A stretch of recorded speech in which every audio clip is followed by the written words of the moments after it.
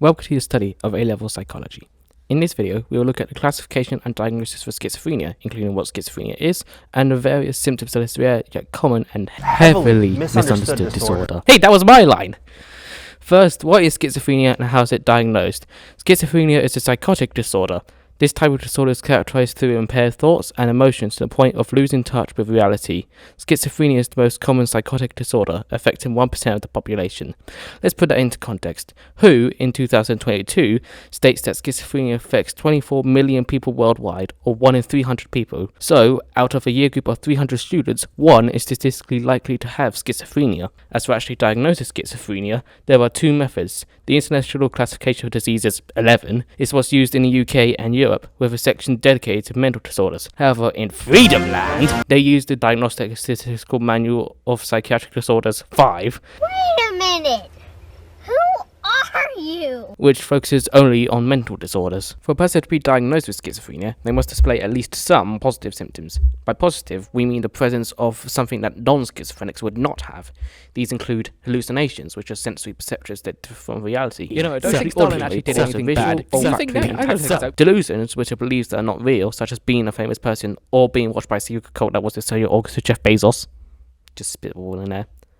Those are the main 2, but other positive symptoms include disorganized speech as a result of abnormal thought processes, leading to individuals slipping from topic to topic or being completely incoherent. Disorganized or catatonic behavior, including the inability or motivation to start or complete a task, as well as acting in bizarre ways. Catatonia itself is a reduced reaction to the immediate environment and being very rigid or aimless in movement. Some stories liken catatonia to zombies, without the brain munching, of course. Sorry, Nan. But that's only one side of the symptom. There's another side called negative symptoms. By negative, we mean the absence of something that non-schizophrenics do have. These include speech poverty, or alogia, which is a lessening of speech fluency and productivity, likely due to slowed or blocked thoughts. Try that again, Bailey, you sound very drunk. Likely due to slowed or blocked thoughts. Avolition, which is a reduction in interest and an inability to initiate or persist in goal-directed behavior. Keep in mind that this is only for things that are available to the patient. Having no social contact with people because communication is difficult due to other circumstances is not avolition. Again, those are the main 2, but further symptoms include affective flattening, which is the reduction in the range and intensity of emotional expression, including facial expression, voice tone, eye contact, and body language. Anhedonia, how do you say that? Anhedonia, which is the loss of interest in... Yes.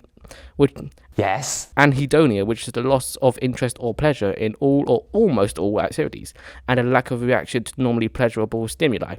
That is, physically based pleasures is a more reliable symptom for diagnosis than social anhedonia, socially based pleasures, as social anhedonia has more overlap with other disorders. You'll find out why that's an issue in your next lesson on schizophrenia.